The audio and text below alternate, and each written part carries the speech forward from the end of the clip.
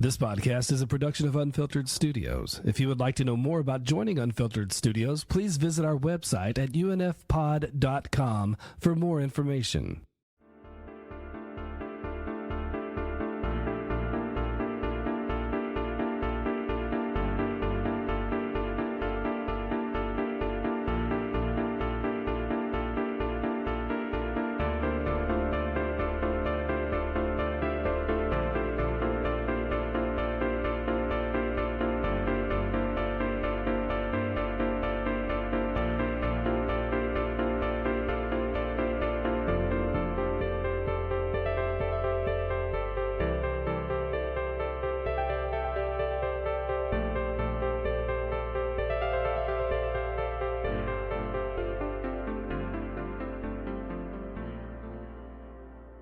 Now, you're going to have a hell of a time here today. For returning guests and newcomers, you're going to play a game.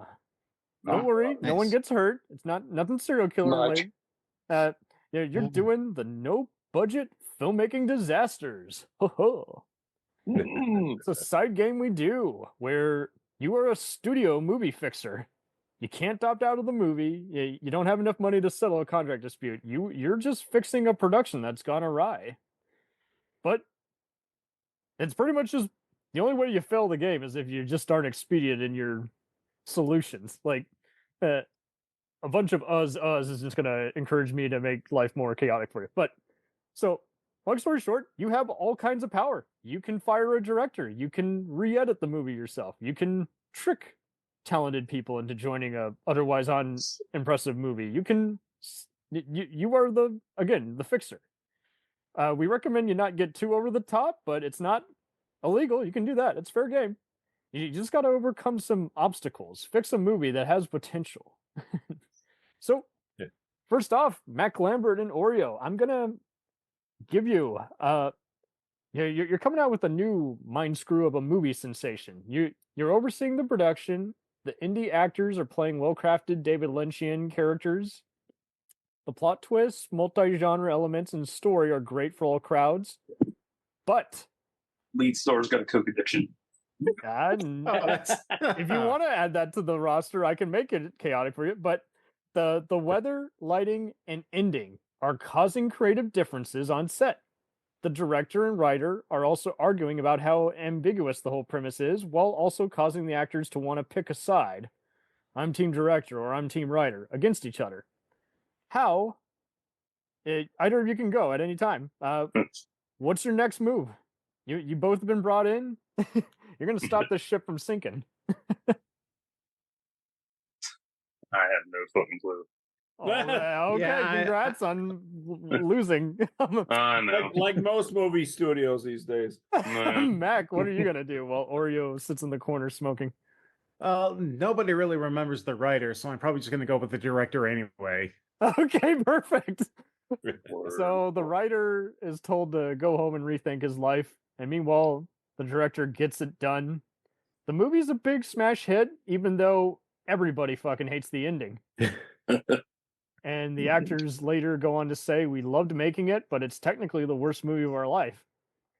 So hey, to be fair, Humphrey Bogart said that about Casablanca. So what the fuck did he know? Wow, that was quick. Okay, so the studio wants a sequel. And the director is adamant. He's like, no, I'll do another movie for you, but it can't be a sequel. And meanwhile, the studio is like, it's a sequel or nothing else. What do you do do you take his side or convince them to grow a brain? Do you say, hey, come on, it'll be fun. Let's do a stupid sequel. But what do you do? Or do you go with plan C, whatever your plan is? Do a stupid fucking sequel. Okay, perfect.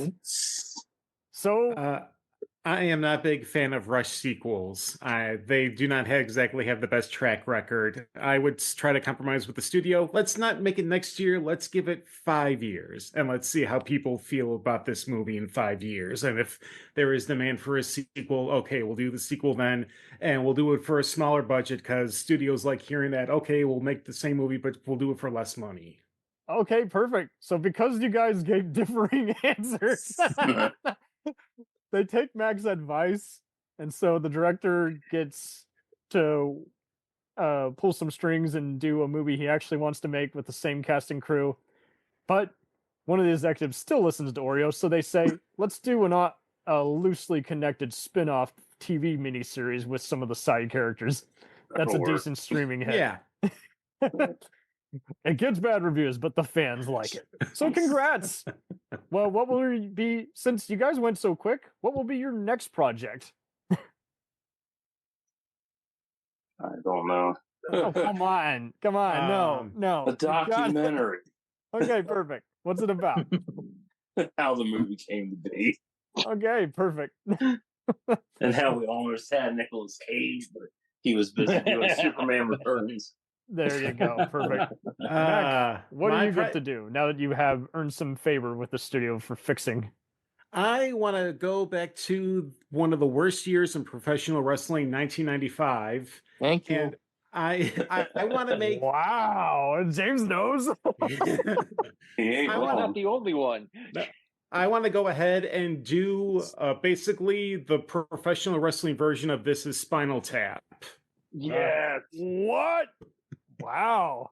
Okay, perfect. So you market this to USA Network and they say, you know what? We'll literally have the Big Show and all the other divas and the other guys. Just My work one all casting demand, though, the one casting I have is Martin Cove as the Vince McMahon surrogate. Oh, Yeah. perfect. Wax on, wax off, buddy. What? No, Eric Roberts. Yeah, there you go. Now you got to be the best of the best. Roberts is wrestlers. Eric Bischoff. Okay, Perfect. that works. Okay. That's fucking beautiful. Perfect. They like say him. yes because they always say yes. And you have another cult TV success that is a solid mockumentary cast. Nice. You aced it. We'll return after these messages. Hey, it's Brent Pope, the host of Breakfast with Brent Pope. You've seen me on some of your favorite TV shows saying things like, give it up, Jimmy. You got to sink this putt to win. On Breakfast with Brent Pope, I sit down with guests from the entertainment world and we do it all over breakfast. Or should I say Brentfast? Every week on Brentfast, you get inside Hollywood info and tips, great breakfast recs and booty debates. Most of all, you get the most delightful 30 minutes of your week. So dig in. It's Brentfast time. Listen at Brentfast.com, Apple Podcasts, or wherever fine podcasts are found. Do you ever find yourself thinking about who would win in a fight between Goku and Superman? Hi, I'm James Gavsey, and on the Who Would Win show, me and my co-host Ray ignore anything important happening in the outside world and debate fictional battles between characters from comics, movies, and video games. We got a new show every week, and almost always am I the winner. Yeah, not true, Ray. In the past, we've discussed such matches as Captain America versus Darth Vader, Solid Snake versus the Iron Giant, classic matchups like RoboCop versus Terminator, and even the Muppets versus Sesame Street. That one was crazy. So if you're a fan of geek culture and love a spirited debate, check out the Who Would Win show wherever you get your podcasts, or check us out at whowouldwinshow.com.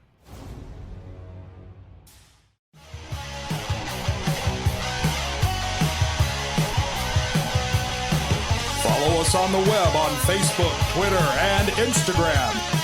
The podcast is available on Podbean, Spotify, iHeartRadio, Anchor, Apple, and anywhere else podcasts are available. Feel free to review our show and leave comments on any of those sites. Thanks a million for listening. It's a jacked up review show.